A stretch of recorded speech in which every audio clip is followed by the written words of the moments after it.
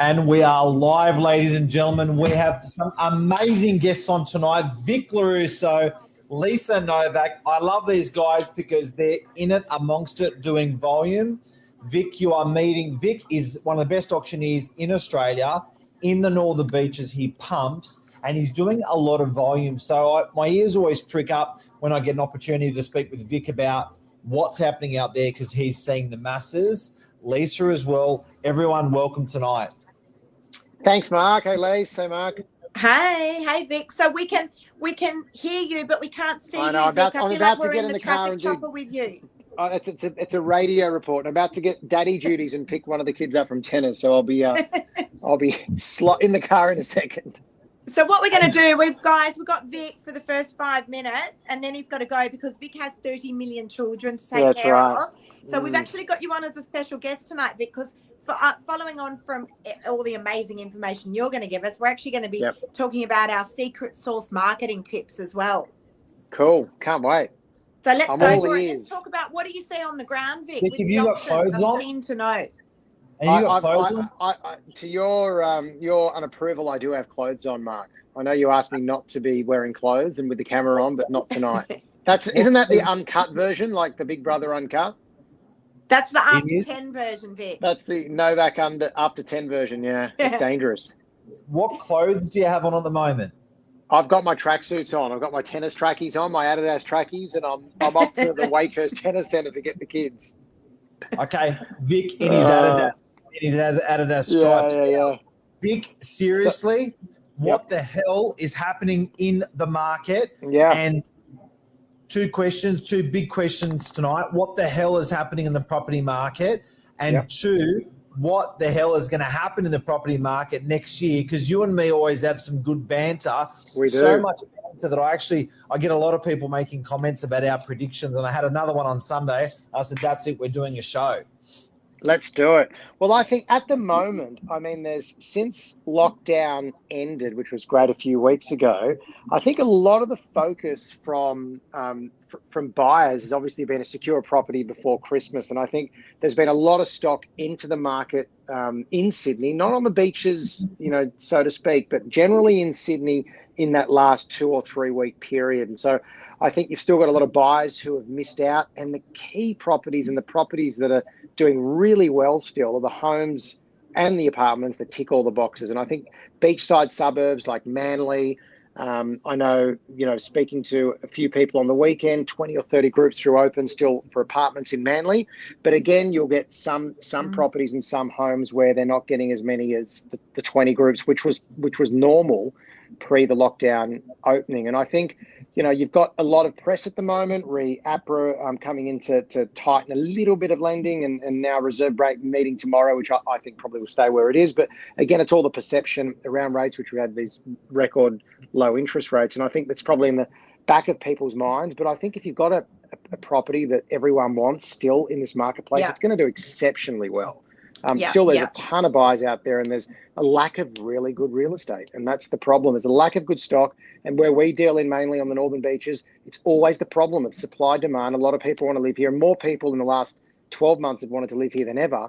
And we're not going to see a huge change. I think for a buyer, I think it's a great time to be entering in the market now, because what you find is if the focus has kind of shifted to Christmas and out of lockdown parties and the rest of it, you might have an opportunity to buy the property that you may not have during lockdown.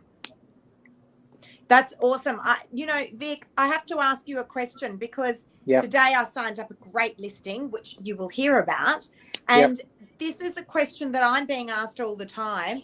Have people left it too late to list their property and get it sold via an auction style situation before the year's out? So that's question number one. And part two of that is, when is the last auction of the year?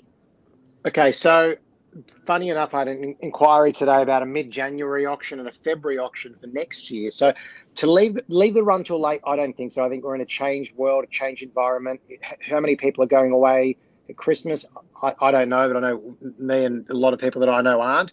I think the market's going to be very active at that time. We always see end of the year in January, as you know, very strong sale results because everyone's at home, everyone's searching online, everyone's sitting around waiting, and they're all trying to jump in early. I think if you're on If you don't sell before Christmas, it's not the be all and the end all. But I think it's never too late in this market to put, especially again, lifestyle suburbs like the beaches. It's not too late. Throw it on, because people at that time of the year on holidays and they're thinking about that apartment by the beach or the house and the sea change, which we've seen over COVID. And I think it'll be strong. I really do. I don't think there's any time barrier on running a campaign or running auctions. I think we can just run all the way through this year. 100%. I agree with you, Vic. That was exactly the conversation I had with this vendor today. Honestly, it's almost like you've mimicked everything that I said. And I think people have already had, not everyone, but a lot of people have just had 4 months off with the COVID lockdown. And I don't think everyone's going to be rushing to pack suitcases and go away. I agree. I think people, this is just going to continue to just carry through this market, certainly until the end of the year. What's it going to do next year? Who only knows? What do you reckon? I think next year, I think we're going to have much of the same. Knows. Yeah, Vic knows. If anyone knows, Vic knows. Okay, so rates are even if we get a couple of interest rate rises, I guess it's going to have a perception impact to the market. But I think with where we've seen interest rates, and I think at the end of the day, we've seen such a strong marketplace where if they open for international buyers, once again, we saw what happened, before lockdown with international buyers. So you open that up again to a brand new buying pool, plus locals that want to buy. And we know what happens when there's a supply issue. And again, I'm talking beaches only at the moment. Beaches has that issue with supply demand. They're not releasing any more new land. I mean, it's an issue where you've got this. It's a house and that's it. You're not going to go and be able to subdivide over 300 acres like we've got the beauty of doing it out in the southwest or the northwest or the greater west. So for the northern beaches, it's sort of cocooned in a way of if they open up for international buyers, I think you can see continual price growth. And I know a couple of the economists are predicting 7 to 15% on some of them, and I think we're going to get a gradual increase. Will we have the same over the last year? I who knows, but I think we're still going to get a slow gradual increase. I don't think we're going to get any downturn, that's for sure. And I think the good homes in the good spots with everything that people want, they're still going to be hotly contested and they're going to go berserk. I agree. I mean, doesn't a great property always sell well? Correct. I know everyone, no matter where it is, has got their own property predictions, but the reality is, doesn't great stock always sell well, no matter what the climate? Yep, absolutely. And you've just seen over, and I know you guys are good at this, but you see the capital growth charts over the last 15 years for the northern beaches, and it's been, I think I still think we are well below and behind a lot of areas. I think we're still catching up. I still think we're still cheap. I really do think the beaches is cheap compared, and people can say, it's gone up, but when I was selling properties in different areas for more than what you could sell a house for on a beachside suburb, I'd always scratch my head saying, wow, like people are paying that, but they're not paying this for the beaches. And now it's just slowly starting to catch up. That's a bit like when Lisa met me, Vic, as well, because I think I was she's well and truly, above the trend on that. She was from the eastern suburbs and I was from the beaches, and I was very underrated at that time. I don't know what, you're under the radar. You're batting well above your average, Mr. Novak. We know that. And Vic, question: houses and units performance in 2022. You see them doing the same thing? Oracle, Guru, Swami. Yeah. Look, I think beachside units are going to do obviously significant. And if it's got a view, if it's got an outlook, if it's got a level stroll to the beach, I think you can name your price.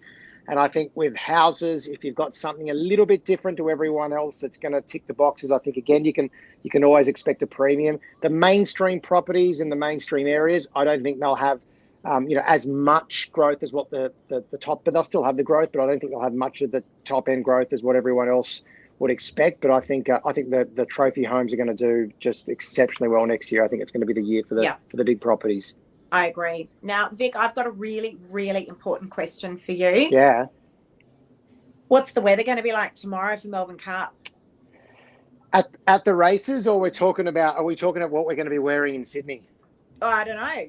What about both? I know tomorrow. I've been talking about it all day. 25 in the city, 27 in the west. I sound like I'm doing a KISS report with Kyle. Can you do that? Actually, let's do that again, Vic. Do it exactly as you would do it if you were in the traffic and weather chopper. All right, so we'll do it because I was gonna get the car. I'm just gonna go online to my little special sources and have a look now what's going on, and I'm going to give you a traffic update. But we want it in your traffic and weather. Okay, done. Voice. Hang on, let me have a look here. And that's how we're going to finish up with Vic, guys. But stay with us after Vic, because Mark and I are going to be talking about our secret marketing recipes. All right, here we go.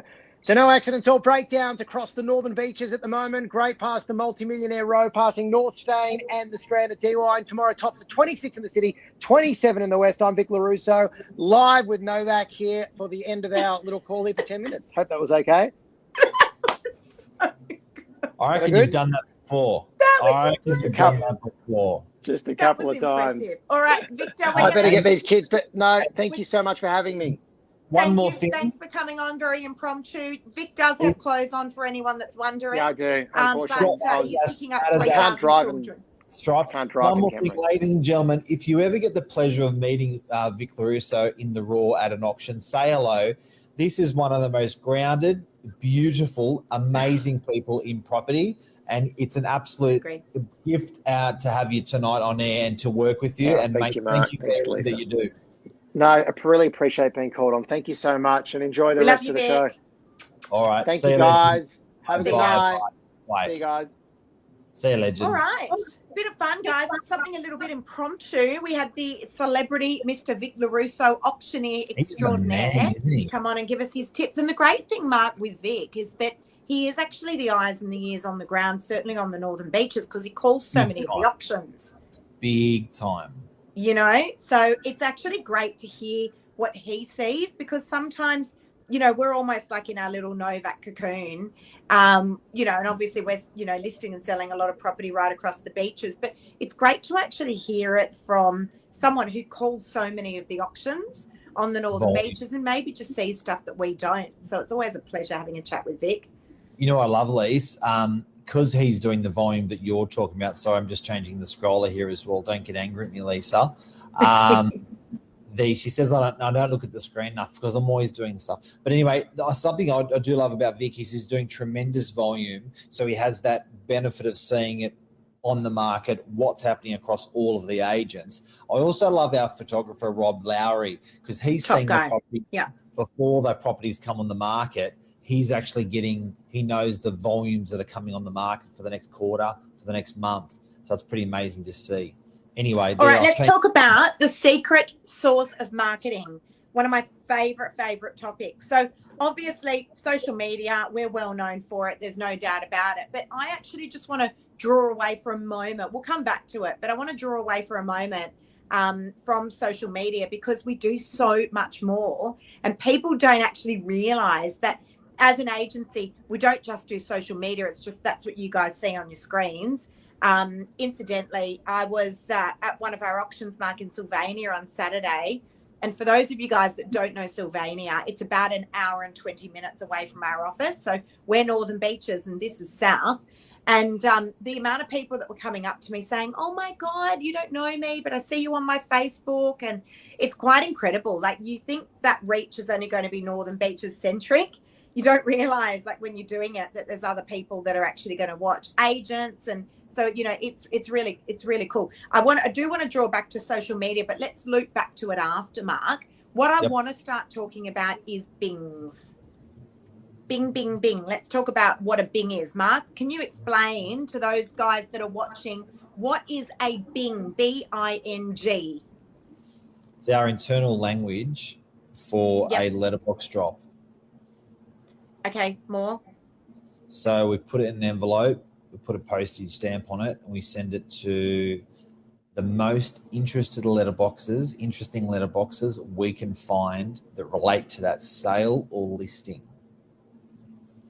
Secret sauce, and it works really well for clients. Phenomenally well. So let me just reiterate on that, guys. So let's say we've just sold a property. We can actually draw down it. Say we've sold a 2-bedroom apartment in Dee Why. We can then actually get this direct mail information out to everyone who owns a 2-bedroom apartment in Dee Why and let them know, dear Mark and Lisa, just want to let you know I've just sold 66 Howard Avenue in Dee Why for a great price, blah, blah, blah. And it's self-addressed to the homeowner and it goes directly to them.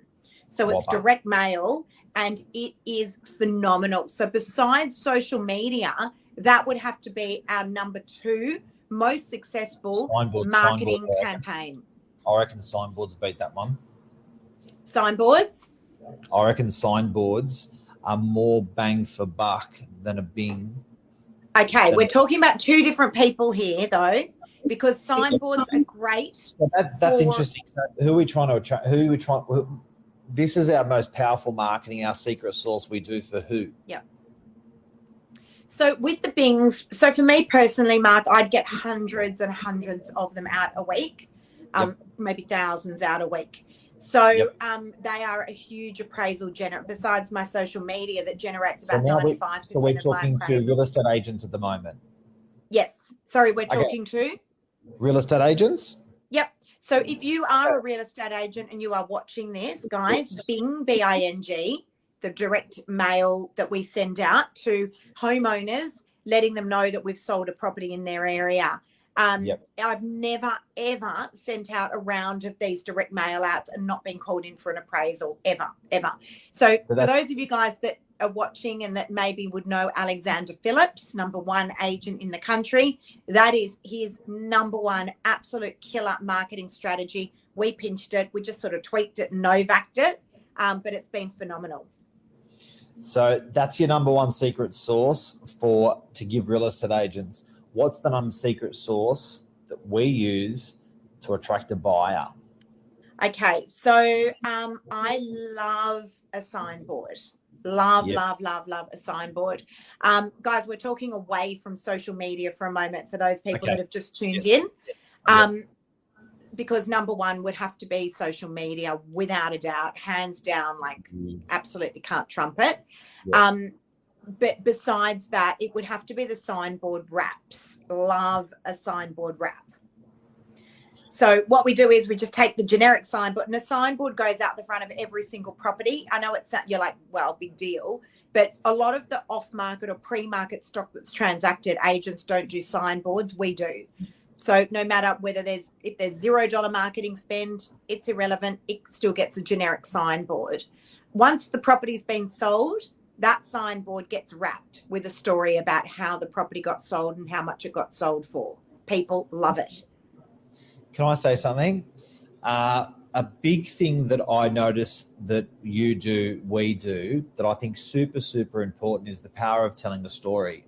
So when you think you're employing an agent, the agent's going to put a signboard up and they've killed it, they've done it, it's all going to happen. It's not the case. When you think your agent's going to put your property up on social and it's going to dominate and kill it and go crazy, it's not the case. You've got to, your agent, believe it or not, your salesperson, the biggest power of a real estate agent is storytelling, where you can convince, motivate, enlighten, assist, help, relax people. Your signboards, Lise, they tell stories. They pull on people's emotions. They're real. They talk to the community. So I think these things that we're talking about today, we're giving out the secret sauce things that we're doing, but part of the real core of that is that storytelling ability. The better one gets at telling a story, like I know Jonathan Creek always says, how long is someone going to watch a piece of something on media for? 1 minute or 1 hour, and it's depending how good the story is. So I think a sale is dependent on the story. I think a signboard is dependent on the story. Yep. I think a letter in the post is dependent on the story. It has to be good quality. And Mark, the thing is that it sounds like such a simple thing, and people that are watching going, wow, big deal. So you wrap a signboard. But tell me how many agents there are in Australia, and tell me how many agents do it. So what agents are quick to do is just put up a sold sticker. They actually forget to tell the story. And I'm sure every single person that's watching this can identify. And, where you walk past a sold board, that's in your area, and you're like, I wonder what that's sold for. Tell them. Give the people the information that they want. You'll win hearts. Funnily enough, Mark, just on a side note, I had a message from a real estate agent local in our area. A couple of days ago, I'd wrapped a signboard and said, phenomenal result, record for a 2-bedder of this size in the area, told the story, gave them the price. It was a huge price for a stock standard 2-bed, 1-bath, 1-car. It sold well in excess, just under 1.3 it sold for. And he'd sent me a message saying, hey, I just want to let you know, it's a bit embarrassing, your storyboard. whatever. I don't even know what the whole meaning behind it was, but I thought, isn't that interesting? Like that stuff really gets noticed and might be annoying the agents, but I tell you what, if you ask the community, they're going to tell you something very different. They're going to be like, we love that you tell us what a property sold for. More secret sauce. We talk about secret sauce for buyers, secret sauce for agents. We're even helping agents here. They help us. So we love helping agents. Secret sauce for sellers. Secret sauce for sellers. Okay, so it's got to be our 3-minute SMS appraisals. It's gone global, Mark. I mean, we talk about it to companies all over the world. It has literally gone global. So what it is a seller or a prospective seller sends us through their address to a mobile phone number that we've promoted. And the context of the promotion is SMS us your property address, and within 3 minutes, we'll send you back an appraisal. And of course, it's sight unseen. So the prospective vendor sends us through their address, and within 3 minutes, we send them back a property report straight to their mobile phone. People love it. And you know why the prospective vendor loves it, Mark?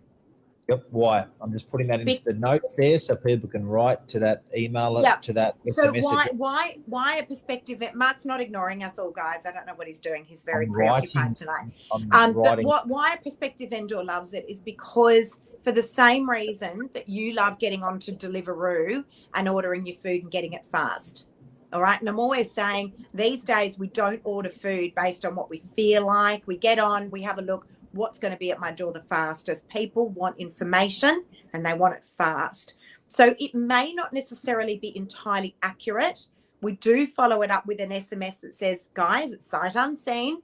If you would like something that is more accurate, please allow me to walk through your property. This will take 5 minutes. All right. But it does just give them a bit of inside information as to what their property might be worth. And we also send them through a whole list of comparable sales as well. Great information straight to their phone, and it's taking out the barrier of having an agent walk through their property. Some people just simply don't want that. Yeah. And I think if you look at it's closing that gap between people can go online now and learn a lot more about their property than they ever have. But they still don't have an expert looking over it and massaging it and evaluating that price. This is bringing. Yeah. So if you look at the power to the consumer is closer than ever because they've got so much available online. And now when you consider what we're doing by SMS, the power to consumer is even better because they're getting it instantly. So, but they're not having to call, make an appointment, get an agent out. So being able to get instant information for a price on your property, your biggest asset, massive, massive, massive. Okay, now just to finish off, we've got to talk about some social media. I got a great referral today from an agent in the Gold Coast. And he said to me, hey, what do you pay your social media company to do all your social media? And I said, well, I don't have anyone. Like I do it myself. I just find that it's a whole lot more authentic and it's really time consuming. But I love that it doesn't feel robotic. And I said to him, he said, look, I just, I don't even know where to start with that. So I paid a company and he said, does this sound right to you? It's costing me about $8,000 a month. I almost dropped my phone. I was like, $8,000 a month? What the hell are they doing for $8,000 a month? What do it look like? Let's share a few. What's that, Mark? What did the quality of information look like? It was just that robotic stuff. So they were just, I think, paid ads that they were putting out onto Facebook. Yeah.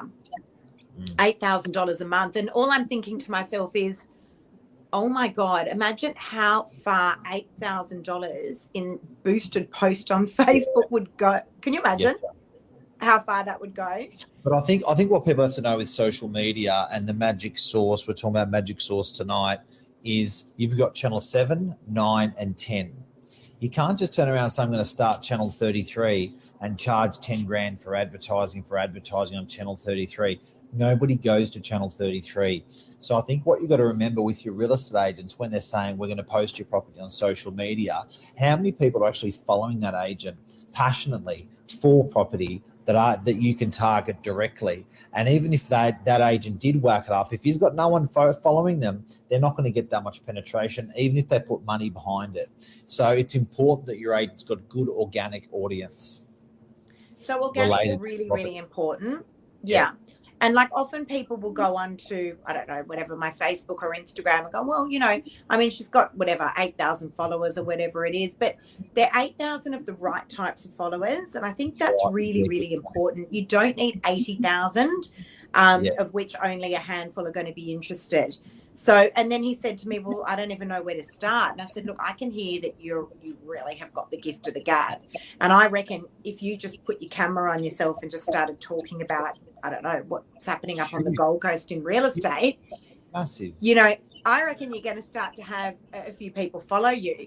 So I said, why don't you just give that a go? So I think that's, you know, one of the most important things, one of the most important lessons that I've learned doing social media is when you give people the information that they want, like work out who your tribe is. I know Rosie's on here watching at the moment, Mark, and Rosie's one of the best real estate trainers in our country from Australian College of Professionals, where you can go and do all your courses and licenses and get your certificates and all that kind of stuff. And Rosie does a great job at giving great information about your license and fair trading matters and all that kind of stuff, because that's her tribe.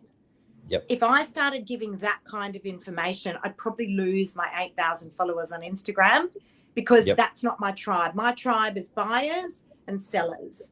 So once you identify who are those people that you're going to be talking to, who are the sorts of people that you want to attract, and then you can work out from there the little snippets of information that you want to give to those people.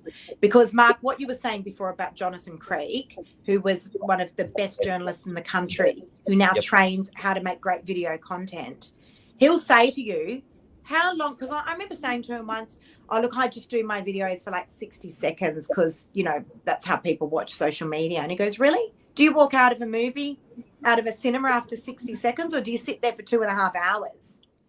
Because when you're giving people great content, they'll sit and watch it for as long as you want them to. So, you know, I think, first of all, guys, you've got to work out who's your tribe and give them the information that they want to see. And then they're 100% going to follow you on your social media. All right. When you're a seller and you're choosing an agent, I think that's part of that magic that you know, how people call it a gut feel, or people call it feels right, or it sounds logical, but I think that power that an agent has, that they can communicate well, then, you know, I've called it the power of telling the story tonight, but that power is how they're going to communicate with your buyer. That's the gun that you're employing to hire. So I think it's very, very important that you're choosing an agent that you can feel comfortable with, which is going to be able to do that. Super important. We call it the power of storytelling, but it really is just building rapport, getting along with people, and on from that. Yeah, and consistency with it as well. So, and I think let's finish up on consistency, because that's a really, really big thing. Being consistent right across all of your marketing. So social media, you know, yes, you've got to be consistent. Again, I've got agents that will call me up and say, I did it for 2 weeks and didn't really get much traction and didn't really work for me. I mean, I don't know, I've been dieting for 2 weeks and it hasn't really done much for me either. You've just got to keep up. Don't say that.